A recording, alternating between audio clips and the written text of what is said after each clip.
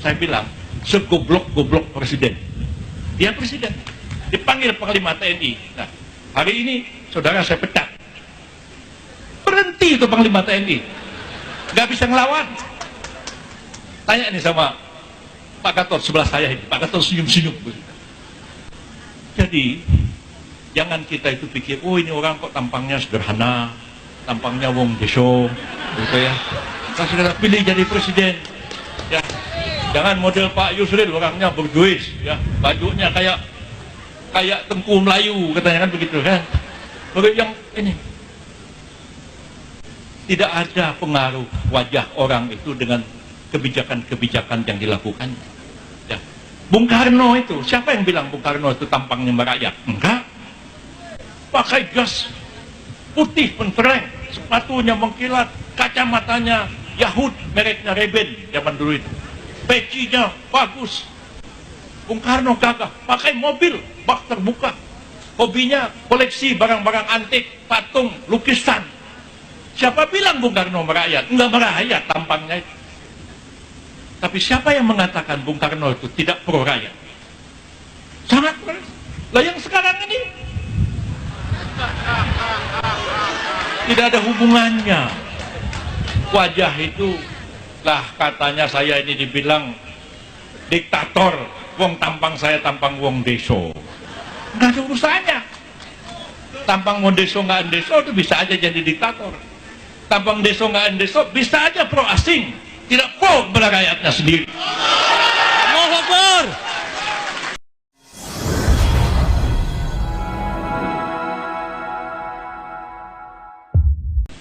Maka saya mengajak dan menghimbau umat Islam seluruhnya, yang hadir maupun tidak hadir, jangan ada lagi yang mengatakan kami tidak mau ikut politik. Yang tadi Pak Amin singgung, selalu dikatakan Islam itu suci, agama itu suci, politik itu kotor. Jangan dicampur adukkan. Kita nggak peduli sama politik, lantas orang lain yang memegang kekuasaan politik baru tahu seperti yang dialami oleh Hizbut Tahrir Indonesia. Ya. Dulu-dulu aja politik, oh nggak mau. Kami mau khilafat. Yang ini tohut. Kami nggak mau. Lalu nggak mau nyoblos, nggak mau ikut pemilu, nggak mau apa, nggak mau apa. Begitu datang Jokowi jadi presiden, selembar surat diterbitkan, dibubarkan HTI, mereka nggak bisa bikin apa-apa. Saya bilang pada orang HTI, ya, segudang kepintaran itu tidak ada artinya dibandingkan dengan segenggam kekuasaan.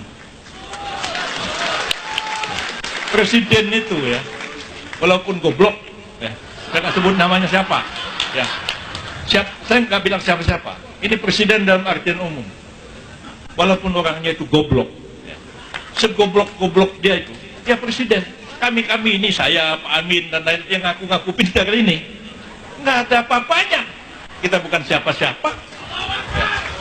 Saya ingat satu hari cerita ya, sidang kabinet zamannya Gus Dur.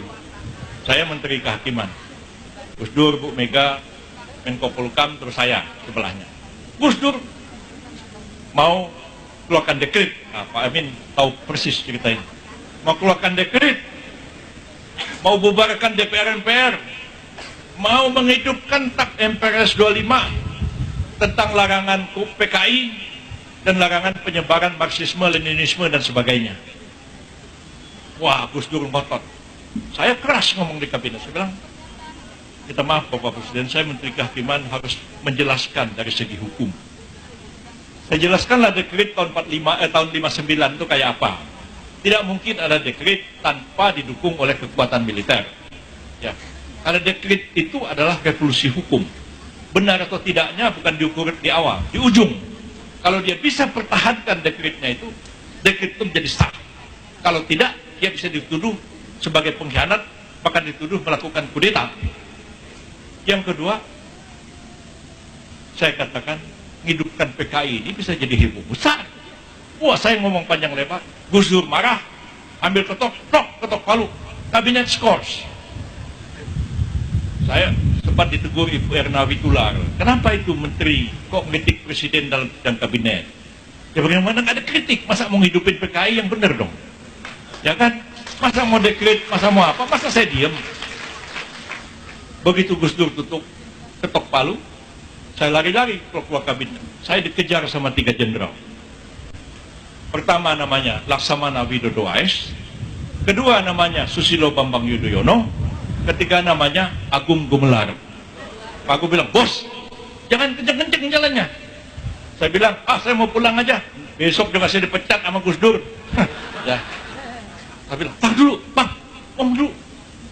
Pak Widodo AS bilang, Bang, kami sependapat sama Bang Yusril. Gak benar itu Presiden. Masa mau bubarin DPR, masa mau... Loh, saya bilang, kenapa tadi tidak ngomong? Ya, jawabnya apa? Ya, kita ini prajurit. Mana mungkin kami ini akan melawan Panglima tertinggi? Nah, itu dia. Saya ceramah kemarin itu diundang di pertemuan alumni Gontor di Banten. Di sebelah saya Pak Gatot Nurmantio. Waktu itu belum pensiun nih.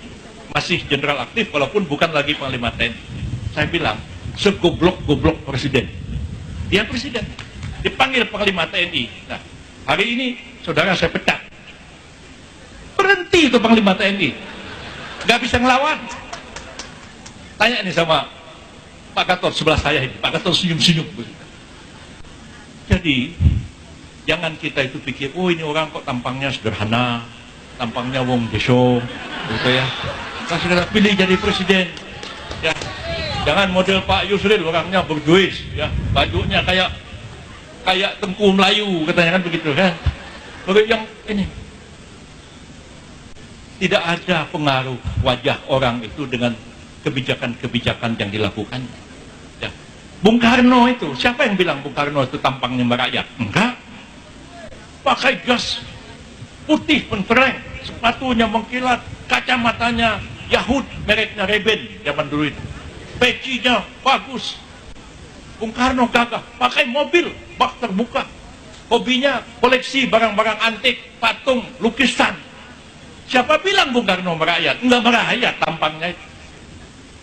Tapi siapa yang mengatakan Bung Karno itu tidak pro rakyat? Sangat pro. Lah yang sekarang ini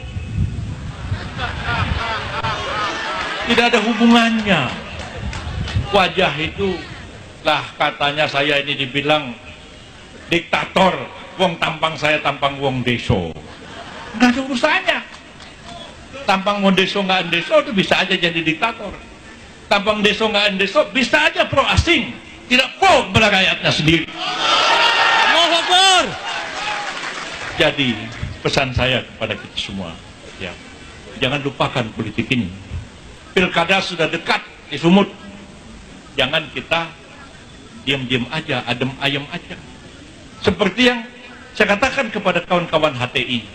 Katanya kalau HTI dibubarkan, 100 pengacara akan membela HTI. Datang saya ke pengadilan. Saya tanya Ismail Yusanto, mana yang 99 lagi nih pengacara yang bela Anda ini? Kok awak sendiri pula yang datang ke pengadilan, yang bela? Nah, jadi, mana yang 99 lagi nih? Saya bilang. Nah, ketika orang sudah dalam kesusahan, yang lain pada takut menjauh. Saya berjibaku aja, saya lawannya nggak peduli. Nah, jadi ini